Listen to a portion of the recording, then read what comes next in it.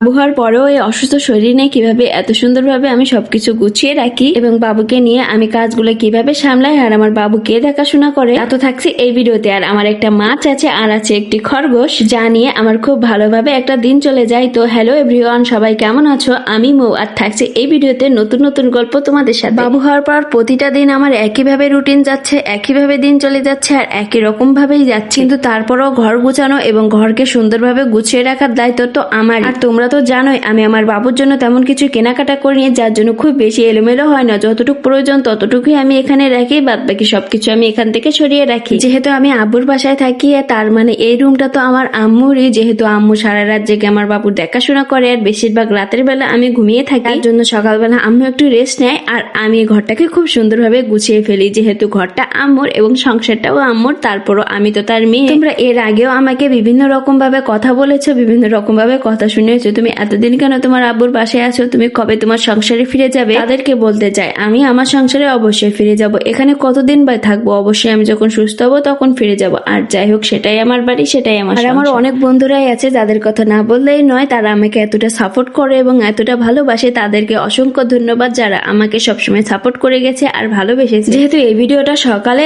আর সকালবেলা আমরা এখনো কেউ খাইনি, আগে আমি টেবিলটা গুছিয়ে নিচ্ছিলাম, তাহলে রাতে আমরা কি করছিলাম? আসলে রাতের বেলা এতটা ক্লান্ত থাকি, গোছানোই হয় না। আর যেহেতু আমার আম্মু দর্জির কাজ জানে, সেহেতু সবসময় কাপড় চোপড় তো এখানে থাকবে, এটা স্বাভাবিক। আর আমার বাবুর জন্য এখানে ছোট ছোট জামা বানাচ্ছিল, যার জন্য এখানে অনেকগুলো চিট রাখা। আর আমার কাজটা সেগুলোকে সুন্দরভাবে গুছিয়ে রাখা, যেহেতু আমি বাড়ির একটা মাত্র মেয়ে আর আমার ভাই তো পরে পরে ঘুমাচ্ছে, সে তো দেখতেই পাচ্ছিলেন আপনারা আগে, যেহেতু ওর এখনো মশারি টানানো, ও এখনো ঘুম, সব মিলে আমি এখানটা কোনো রকম ভাবে গুছিয়েছি। যাই হোক না কেন, সম্পূর্ণ গুছানোর পর আমি আবার দেখতে গেলাম আমার মেয়েটাকে, সে এখনো উঠেছে কিনা। অবশ্য সকালবেলা আমি খাট থেকে এনে দোলনাতে শুয়ে রাখি, ও অনেকক্ষণ দোলনাতে ঘুমিয়ে থাকে, এই কারণে আবার আমিও দেখাশোনা করি আর আম্মু তো সবসময় তার পাশে বসে থাকে। আর আগে তো বলেছিলাম আমার একটা মাছ আছে, যেহেতু আমার ভাই সবসময় ঘুমাই থাকে, মাছটাকে সকালে খাবার দেওয়ার সময় পায় না, তার জন্য মাছটাকে আমি খাবার দিয়েছিলাম। আর একটাই মাছ আছে, যেহেতু ও সিঙ্গেল, বলে আমি সিঙ্গেল আর আমার মাছটাও সিঙ্গেল। এই হচ্ছে আমাদের বারান্দা বা বেলকুনি, যে যাই বলুন না কেন আমার বারান্দায় থাকে আমার একটা প্রিয় খরগোশ ছানা। তো এই হচ্ছে আমার প্রিয় খরগোশ ছানা, ও